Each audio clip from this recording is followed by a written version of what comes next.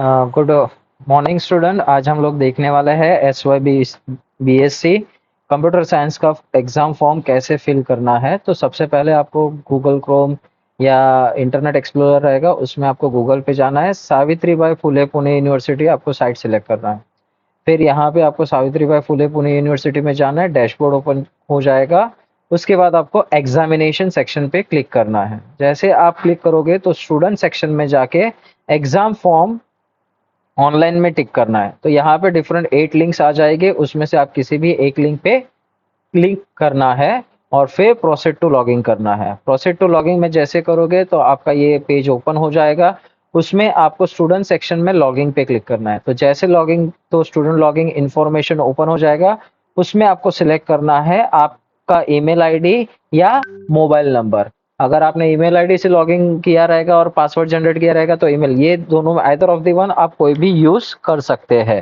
ठीक है, तो यहाँ पे आप देख सकते हो कि मोहम्मद का हम लोग फॉर्म भर रहे हैं, पासवर्ड डाल दिया गया है विच इज़ केप्ट कॉन्फिडेंशियल। और फिर हम लोग कैप्चा डालेंगे।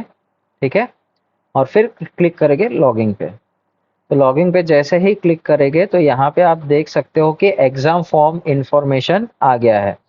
तो यहाँ पे आपकी सारी डिटेल शो होगी, जैसे कि लर्निंग मोड आपका रेगुलर है, course enrolment, college information, personal information, profile status आपका कंप्लीट रहेगा।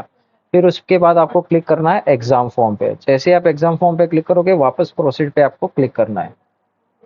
नाउ यहाँ पे दो ऑप्शन रहेंगे, first year and other than first year. Suppose if you are not in first year, अगर आपका फर्स्ट ईयर में केटी रहेगा तो आपको फर्स्ट ईयर का पहले टिक करना पड़ेगा, फिर आपका सेकेंड ईयर का रेगुलर का फॉर्म आपको भरना पड़ेगा। ठीक है, तो आप पहले अदर देन फर्स्ट ईयर में आप टिक करके देखो। अगर आपका केटी रहेगा तो इसमें बैकलॉग के जो सब्जेक्ट रहेंगे वो ऑटोमेटिक कैरी फॉरवर्ड हो जाएंगे, अगर आपको फेल एटी केटी रहेगा तो। अगर फेल रहेगा तो आपको अदर देन फर्स्ट ईयर नहीं करना है, आपको फर्स्ट ईयर में ही टिक करना है। ये क्लियर रख लेना। ठीक है, तो यहाँ पे आपकी बेसिक इन्फॉर्मेशन आ जाएगी। आप यहाँ पे नेक्स्ट करोगे तो आपके सारे सब्जेक्ट्स आ जाएंगे।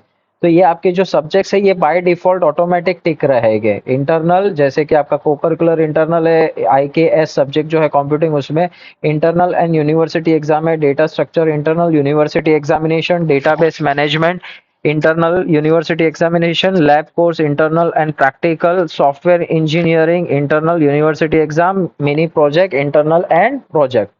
फिर यहाँ पे आपको सिलेक्ट करना है, यहाँ पे आपके ऑप्शनल सब्जेक्ट रहेंगे। उसमें से फॉर एग्जांपल मोहम्मद ने लिया हुआ है embedded system with AVR micro controller, और उसका एक प्रैक्टिकल, जैसे कि ये थियरी है तो उसका ये प्रैक्टिकल सब्जेक्ट है तो वो सिलेक्ट करेगा, तो इंटरनल प्रैक्टिकल।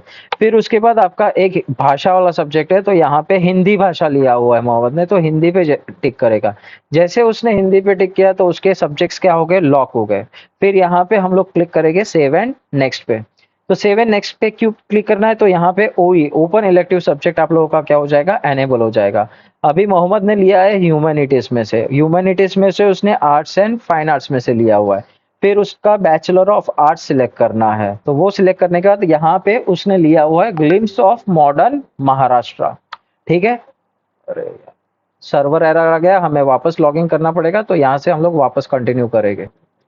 तो अब यहाँ पे देख सकते हो कि हम लोग वापस वो पेज पे आ गए, और हम लोग वापस, जैसे कि मोहम्मद ने लिया हुआ है ग्लिम्स ऑफ मॉडर्न महाराष्ट्र, तो हम लोग glimpse of modern Maharashtra select कर लेंगे। तो यहाँ पे सारे सब्जेक्ट मोहम्मद के सिलेक्ट हो गए एग्जाम फॉर्म के लिए। तो अभी हम लोग सेव एंड नेक्स्ट पे क्लिक करेंगे। जैसे हम लोग सेव एंड नेक्स्ट पे क्लिक करेंगे तो एग्जाम फीस आ जाती है। यहाँ पे आपका प्रोजेक्ट है तो प्रोजेक्ट फीस यहाँ पे रिफ्लेक्ट होनी चाहिए, इंटरनल मार्क्स फी, और ऐसे मिला के टोटल 1895 फीस हो रही है। अगर किसी का केटी रहेगा, ठीक है, फर्स्ट ईयर में, और उसका एसवाई में उसका एडमिशन हुआ है, तो उसके केटी के वजह से उसके फीस क्या हो जाएगी, बढ़ जाएगी।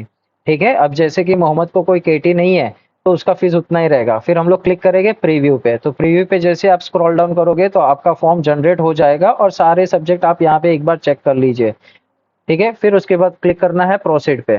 फिर आपको ये सारे चेक पॉइंट्स फॉर स्टूडेंट जो दिए गए वो रीड करने हैं, समझने हैं। फिर उसके बाद आप यहाँ पे क्लिक करेंगे I have read all the check points and previewed. जैसे आप उस पर क्लिक करोगे तो यहाँ पे confirm and go to dashboard का ऑप्शन आ जाएगा, उस पर आपको क्लिक करना है। जैसे ही मैं ये करूँगा तो आप यहाँ पे देख सकते हो कि मेरे डैशबोर्ड पे आ गया, आपका एप्लीकेशन फॉर्म स्टेटस कंप्लीट हो गया। अब यहाँ पे आपसे अगर कोई फॉर्म में गलती हो गई तो आप यहाँ पे डिलीट नहीं कर सकते हो, आपको कॉलेज में अप्रोच करना पड़ेगा फॉर्म डिलीशन के लिए। अभी यहाँ पे आपका इनवर्स स्टेटस पेंडिंग दिखा रहा है, चलन स्टेटस अनपेड दिखा रहा है। क्यों? क्योंकि आपको प्रिंट प्रीव्यू का प्रिंट लेके हार्ड कॉपी लेके कॉलेज में वेरिफिकेशन के लिए आना है। वेरिफिकेशन होने के बाद कॉलेज क्या करेगा? इनवर्ड करेगा एग्जामिनेशन डिपार्टमेंट से, फिर यहाँ पे आपका चलन स्टेटस अनपेड रहेगा। आपका ये जो पे ऑनलाइन ऑप्शन अभी आपका डिसेबल है, जैसे आपका इनवर्ड हो जाएगा तो पे ऑनलाइन का ऑप्शन आपका एनेबल हो जाएगा, जहां से आप फीस ऑनलाइन पे कर सकते हो। बट ये प्रोसेस रहेगा after verification and inward from the college. आपको हार्ड कॉपी कॉलेज में आके सबमिट करना है। अभी हम लोग मोहम्मद का फॉर्म डाउनलोड कर लेते हैं, ठीक है।